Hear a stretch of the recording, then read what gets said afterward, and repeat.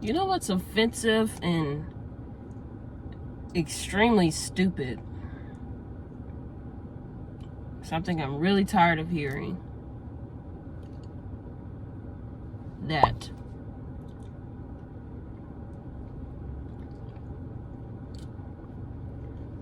I'll tell you exactly why I feel like that. It's quite simple. Don't ever change for anybody. Don't ever trade your soul. Don't even listen to him. He don't know nothing at all. Try not to get too involved, but really it's breaking my heart how you keep changing for him. Never forget who you are. Butterfly.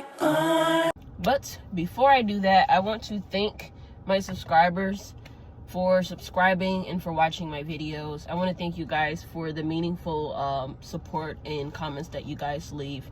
It means a lot to me. I wanted to reach out to child-free people, but I wanted to reach out to people that just have the same feelings as me, and they don't have anyone to talk to, or they don't have anyone that will listen to them. So that's what I'm here for, and I appreciate you all, really. It makes me feel bad for anyone that truly believes that statement, that you don't know true love until you have a child. It's highly offensive because there's other forms of love, and you're basically saying all those forms of love mean nothing and they're just not important because there's no child involved. To me, the most important form of love is self-love, right? You love yourself enough to allow someone else to love you. You love yourself enough to reach out to those that you love and those that you care about. You love yourself enough to get out of bed and do the things that you love. It all starts with you. When you're saying that the bond between a parent and a child is like the most efficient, it's really offensive, because you also have to think about this. Not everyone has parents. And not everyone has a child. And not everyone wants a child. It's offensive. It's like the equivalent of someone pointing out the fact that you're an amputee and that having legs is awesome. Having arms is awesome. Having your limbs is awesome. It's amazing. And anyone that hasn't experienced having limbs or legs, they're missing out on life.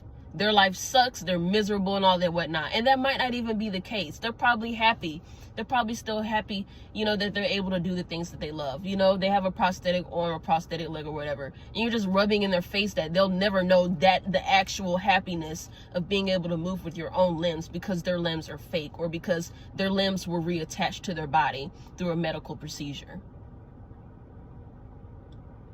Think about it. Like, your joy is fake because your limbs are fake. Like, you're miserable because life is about having babies and doing what society says. And because you're not doing that, I'm going to say that you're miserable. I'm going to believe and put in my head that your life means nothing, and all the forms of love around you, they mean nothing. Those passions that you have mean nothing. To me, love is a man reaching out to his plants. He's taking care of his garden. He gives the plants everything they need. All the food sources and the sunlight that they need, right? Love is a woman looking after stray cats. She puts milk out on her porch for them to drink from, right? Love to me is a grandparent reaching out to his or her grandchild because their parents won't, or because they just simply love their grandkids just that much. Love is a friend reaching out to another friend because they don't have anybody else, or they just need someone to talk to. Love is a woman adopting someone, right? Because they don't have a loving home. Love could be a job. It could be a passion that you have. Love is a nurse reaching out to her patients because she loves her job and she wants to see them healthy again, right? Love is a police officer helping a girl escape her kidnapper on the spot. Love is a big brother or a big sister covering their younger siblings' ears while their parents are arguing in the background. Love is that same sibling giving their sibling their last dime because they want them to have the best things in life.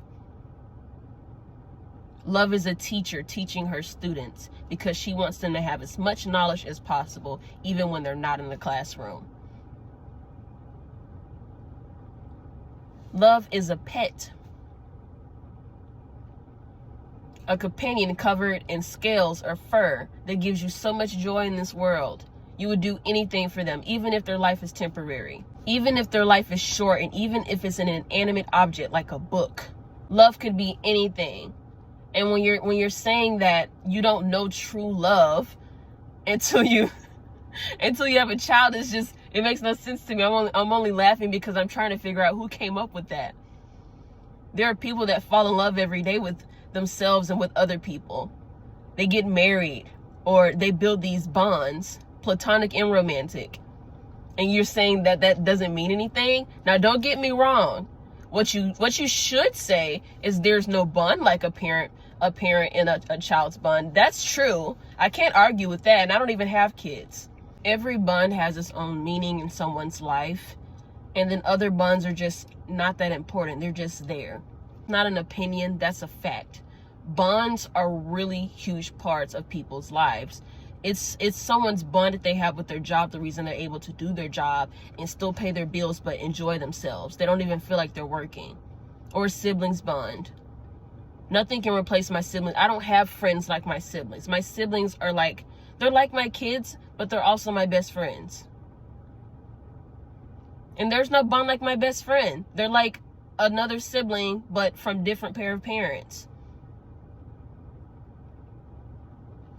Having kids doesn't mean you just get this superpower of like all-knowing wisdom, and like love is only limited to you because you selfishly bought another person here for your fulfillment and your meaning, or because you just wanted to because everyone else was, or because you just thought you had to.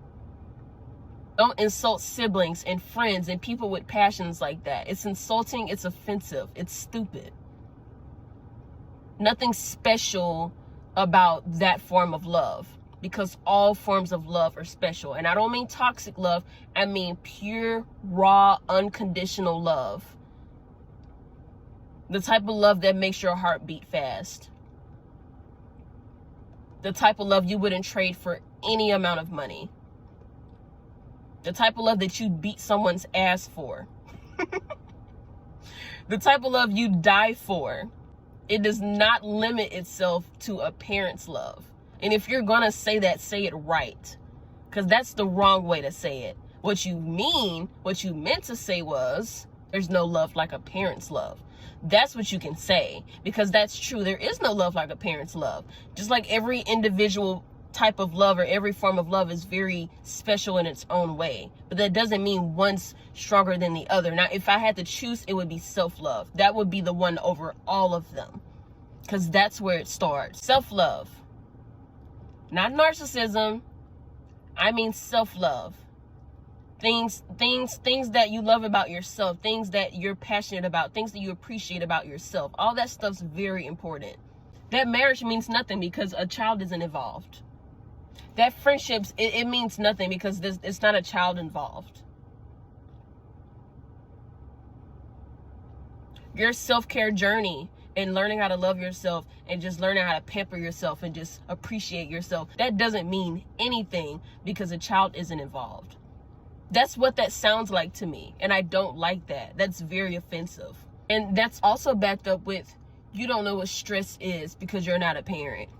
So, okay, so parents are the only people that stress. You do know stress comes to anybody, right?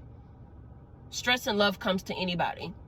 Young, old, black, white, tall, short, whatever. If you're a person and you have a brain and you have other organs and you walk on two legs or whatever, if you're alive and breathing, you're going to deal with stress. There are children that deal with stress. They don't even know it. There are teenagers that deal with stress. Women and men. Intersexual, all those people, all humans deal with stress. Animals deal with stress. All living things deal with stress in some way, emotional or physical. Everyone deals with it. Okay? Just because that person isn't fighting with a child every day or dealing with these parental hardships does not mean that they can't experience something basic and as human as love or stress. Please stop telling people that.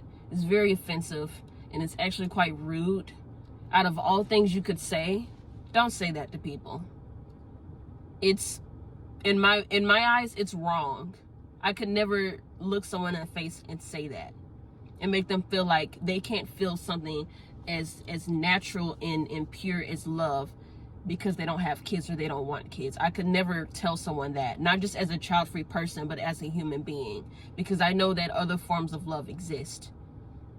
Self-love and love for my grandparents and love for my friends and my siblings is the reason why I'm still here. I didn't need the love between my mom and I, or my dad and I. That's not the only form of love I've experienced as a human, because love is limitless.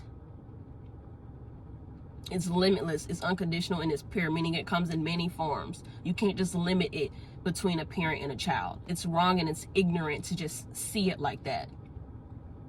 Because there are people that are regretful, and there are people that have kids and dread it. They love their kids, but they dread it. So what are you going to say about that? Because that's clearly not love. It's not. If there's a condition in there, that doesn't sound like love to me. It has to be completely unconditional. No ifs, ands, buts about it. Just pure. I said what I said. I don't care if you don't like it. That's just how I feel. But I thank you guys for watching my video. I will see you guys next time. Please drink some water, eat something, and get some rest. Peace.